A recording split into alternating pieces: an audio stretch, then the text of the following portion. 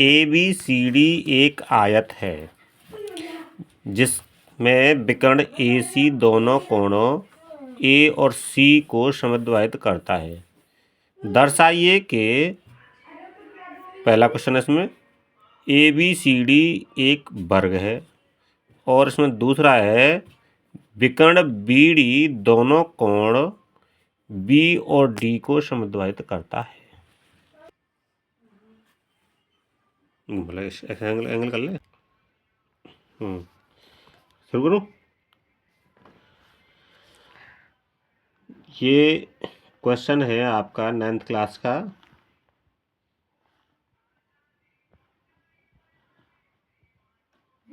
Part है आपका प्रश्नावली है 8.1 और चौथा क्वेश्चन है। तो एक आयत है ABC और D। अब ये कह रहा है कि इसका जो AC जो विकर्ण है एंगल A को दो भागों में बराबर भागों में बांटता है और C को भी बराबर दो भागों में बांटता है, ये इसने बताया है। तो सबसे पहले दिया है चतुर्भुज ABCD एक आयत है।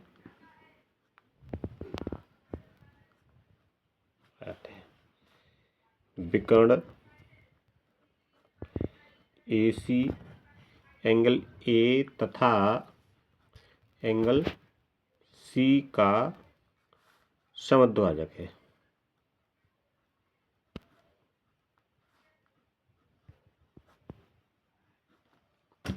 अच्छा जी, दर्शाना है या सिद्ध करना है, एक ही बात है।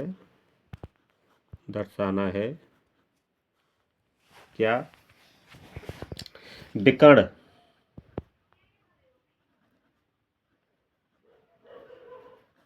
BD एंगल B तथा एंगल D का समद्वाजक है।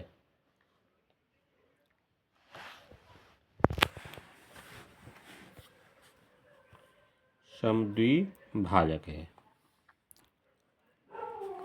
ठीक है। अब यहाँ से उत्पत्ति करते हैं, इसको मिला लेते हैं BD को।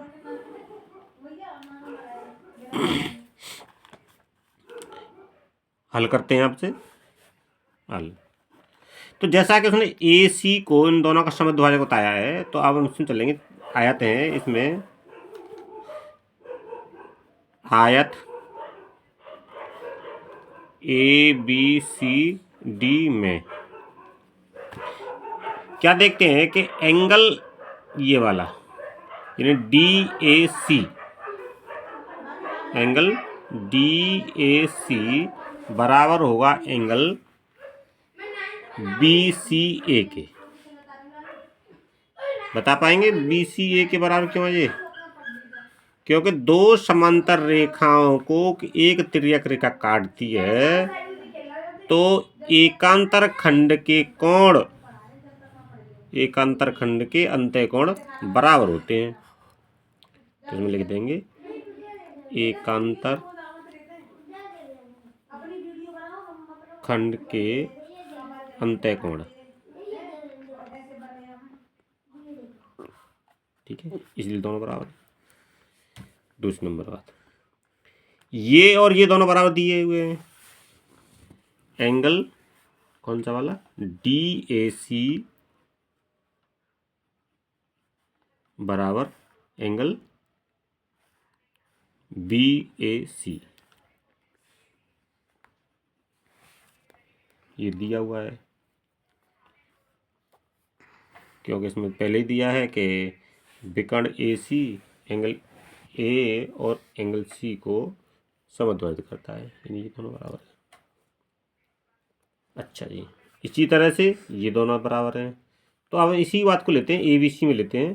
तो हमें पता है DAC के बराबर BCA है और DAC के बराबर BAC है। तो इसका मतलब क्या हो गया? एंगल BCA बराबर एंगल BAC, ये वाला कोण और ये वाला कोण दोनों बराबर हो गए, ठीक है। इसी से।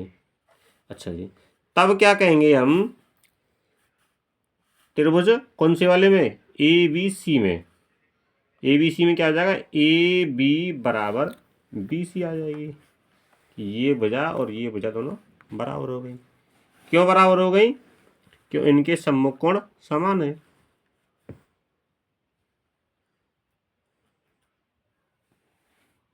सम्मुख कोण समान है।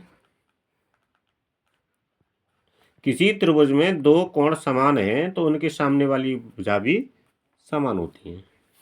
ठीक है, यानी कि समान कोण की सम्मुख भुजा के लिए यस इनके सम्मुख कोण समान है। अब बी ए बी बराबर बी सी है। ठीक है, जबकि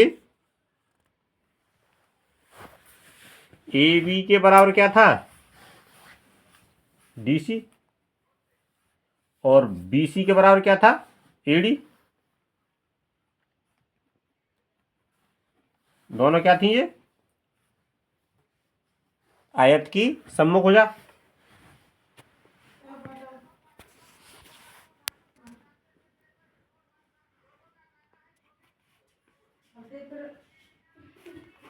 सम्मुख भुजा इसलिए ए बी बी सी के बराबर है, बी सी ए डी के बराबर है, A B A D D C के बराबर है। तो इसका मतलब क्या हो गया, तब चार भुजा कैसी हुई, समान हो गई। ए बी बराबर बी सी बराबर सी डी बराबर ए डी। इनसे मिला करके किसी आयत में चारों भुजाएं बराबर हैं तो इसका मतलब वर्ग है। तो आयत ए बी सी डी वर्ग है, लिख दो, चारों भुजाएं समान है।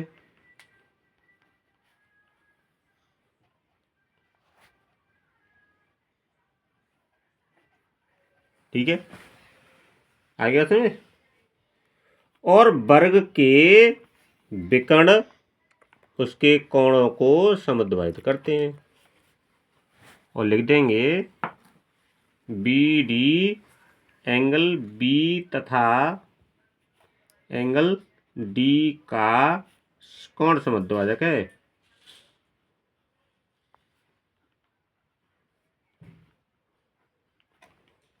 कारण लिख दो इसका, वर्ग के विकर्ण कोण समद्विभाजक होते हैं।